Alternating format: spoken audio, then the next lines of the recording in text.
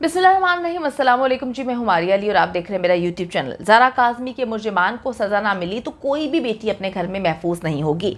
13 साला हिजाब ज़ारा का अगवाकार कातिल निकला। हिजाब ज़ारा की ज़िंदगी इस वक्त शदीद ख़तरे में है और हिजाब ज़ारा को उसके वालिदैन को पाकिस्तान की, आप लोगों की, पाकिस्तान की आवाम की बेहद ज़रूरत है। इंतहाई ख़तरनाक किस्म के ये लोग हैं। मैं आपको बताती चलूँ कि बच्ची 13 साल की है और जिस शख्स ने जो है उससे बोगस और जाली निकाह किया है उसकी उम्र 50 साल है।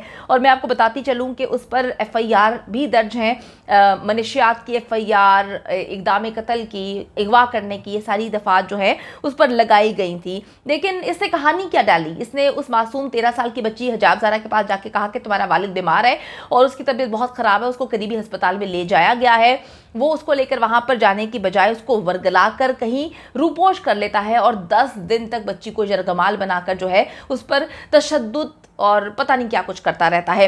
अच्छा जी, मियाँ वाली की बच्ची है और भक्कर में जाके इन्होंने जो है बच्ची के साथ कोर्ट मैरिज करवाई और पुलिस ने जो है बच्ची का बयान लेकर क्या किया आप देखें कि इसके वालिदैन बेचारे वही गरीब लोग हैं। ये पूरा का पूरा गैंग जो है पूरे पाकिस्तान में एक्टिव है। करता क्या है कि जिनकी बच्चियाँ गरीब होती हैं, जो लोग गरीब होते हैं, जो आवाज़ बुलंद नहीं कर पाते और जो बेचारे जो है इज़्ज़त की वजह से जो है आवाज़ उठा ही नहीं सकते, सामने नहीं आ सकते, इन्होंने ये कहानी की है। इन लोगों ने FIR दर्ज करवाई, लेकिन पुलिस ने क्या किया, पुलिस जाती है, बच्ची का बयान लेती है और FIR जो है खुद ब खुद कैंसिल कर देती है। और इसके वालिदैन को पता ही नहीं होता। वालिदैन काफ़ी दिन बाद जब बार बार जाकर पूछ रहे होते हैं कि जी बच्ची कहाँ है, अभी तक आपने उसको जो है बाजियाब नहीं कराया, तो वो कहते हैं जी FIR ही ख़त्म हो चुकी है, तो किस चीज़ का बच्ची को हम बाजियाब करवाएं। फिर जी ये लोग अदालतों का रुख करते हैं। वकला कहते हैं जी FIR को हम चैलेंज करेंगे, हर हाल में FIR को चैलेंज किया जाए। अच्छा जी, बच्ची ने बयान दे दिया कि उसकी शादी पसंद की। आपको पता है जिस तरह से ज़ारा काज़मी और इससे पहले भी बहुत सारे ऐसे केसेस हैं कि बच्चियों को सामने रखकर जो है बयानात दिलवा देते हैं।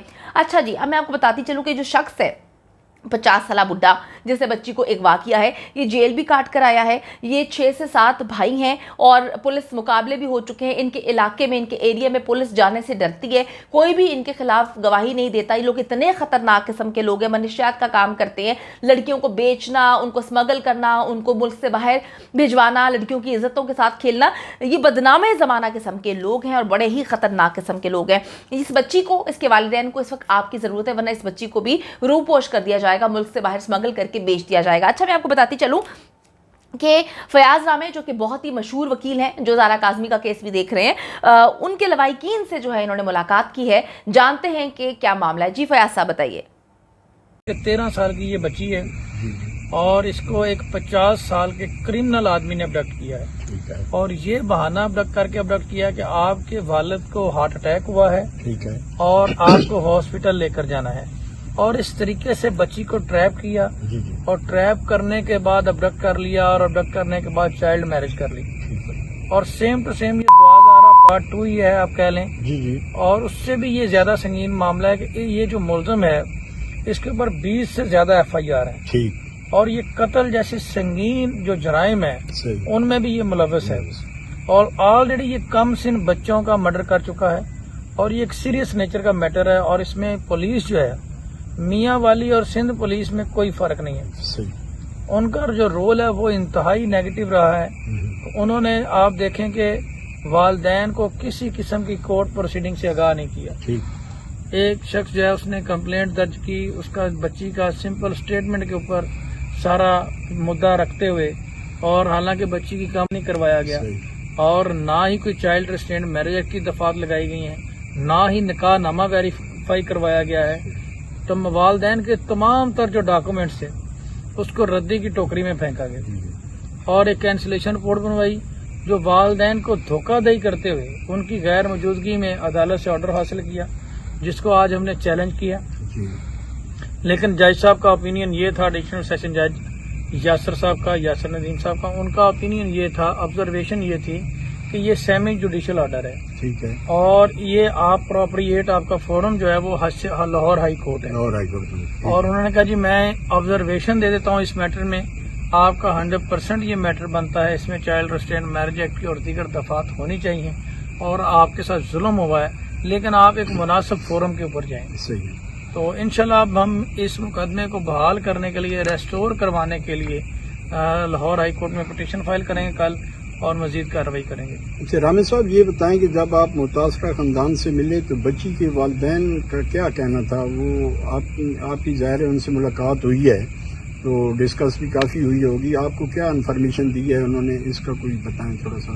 سر اس میں بیسیکلی یہ تو پہلی تو بات یہ ہے کہ میں ان لوگوں کو سلام پیش کرتا ہوں کہ مہدی بھائی کی طرح ان لوگوں نے سٹینڈ لیا جی اور 6 مہینے ہو گئے اس بچی کو ابڈکٹ کیے ہوئے. صحیح ہے. اور پہلے تو یہ ایک شریف فیملی ہے، یہ اپنی عزت کے ڈر سے ملاقات نہیں کروائی تاکہ ایک بچی کا ویو نیوٹرل ورژن سامنے آ سکتا. صحیح ہے. وہ سامنے نہیں آیا اور وہاں پہ بھی پروسیس آف لا کو ابیوز کیا گیا صحیح ہے. اور عدالتوں کو گمراہ کرتے ہوئے، اور اس میں معزز جج صاحبان جو ہیں اعظم سردار نعیم احمد نعیم، انہوں نے جسٹس لاہور ہائی کورٹ، انہوں نے اپنے آرڈر میں لکھا ہے کہ بچی 13 سال کی ہے، صحیح ہے. لیکن اس کا ایج اس کا اسٹیٹمنٹ کے اوپر لائے کرتے ہوئے، کیونکہ ہیبیس پٹیشن کا اسکوپ بڑا لمیٹڈ ہوتا ہے، جی جی اس میں انہوں نے انلیگل کنفائنمنٹ کو دیکھنا ہوتا ہے، تو انہوں نے کہا کہ 13 سال کی ہے. اس کا مطلب یہی ہے کہ آپ مناسب فورم پہ جا کے اس کی کسٹڈی حاصل کر سکتے ہیں، اس کا فیملی کورٹ میں نکاح چیلنج کر سکتے ہیں. جی جی. تو اس وجہ سے انہوں نے کہا کہ ہم مجبور ہیں اس کو بھیج رہے ہیں،